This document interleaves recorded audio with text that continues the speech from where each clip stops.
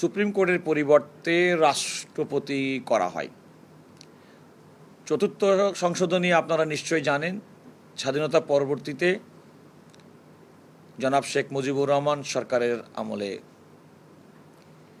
পরবর্তীতে 1979 সালে এটাকে সংশোধন করে করা হয় যে এই দায়িত্বটা রাষ্ট্রপতি করবেন, তবে সুপ্রিম কোর্টের সঙ্গে পরামর্শক্রমে। আপনারা জানেন যে আমাদের দেশে পঞ্চম সংশোধনী একটি রায় আছে, যে রায়ের মাধ্যমে আলটিমেটলি এই 1979 সালে যে সংশোধনীটি করা হয়েছিল সেটি বাতিল হয়ে যায়। আবার পঞ্চদশ সংশোধনীর সময়, অর্থাৎ শেখ হাসিনা যখন প্রধানমন্ত্রী তার সরকারের সময়, এই সংশোধনীটি কিন্তু পুনরায় সংশোধন করে আলটিমেটলি এটা রাষ্ট্রপতির কাছে ন্যস্ত করা হয়।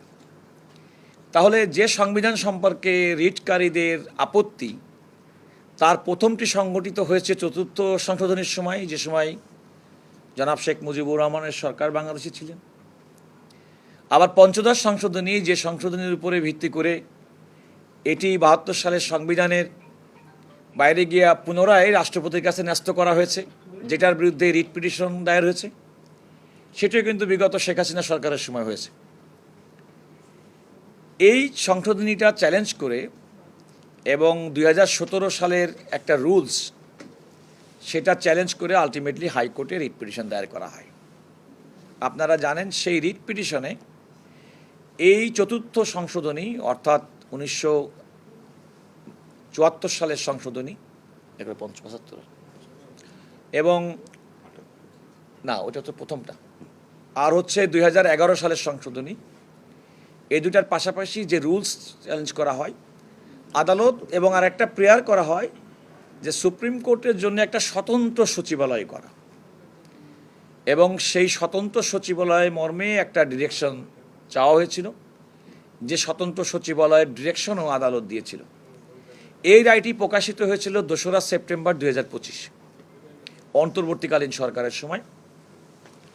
এবং আমরা এই যে রায়, এই রায়ের বিরুদ্ধে রাষ্ট্রের পক্ষ থেকে আপিল দায়ের করা হয়েছে, এবং সেই আপিলটি শুনানি না হওয়া পর্যন্ত আমরা একটা হাইকোর্টের রায়ের স্থগিতাদেশ চেয়েছি।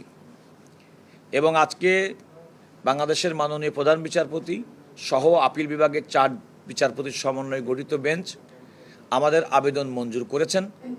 অর্থাৎ হাইকোর্ট যে রায় দিয়েছিল, যে রায়ের পরিপ্রেক্ষিতে সংবিধানের 116 অনুচ্ছেদের সংশোধনী বাতিল ঘোষণা করা হয়েছিল এবং একটি স্বতন্ত্র সচিবালয় প্রতিষ্ঠার যে নির্দেশনা দেওয়া হয়েছিল সেটি স্থগিত থাকবে। আর 2017 সালে যে বিধি মোতাবেক ইতিপূর্বে পরিচালিত হচ্ছিল বিচারকদের ব্যাপারে, সেটি দ্বারা পরিচালিত হবে এই আদেশের ফলে।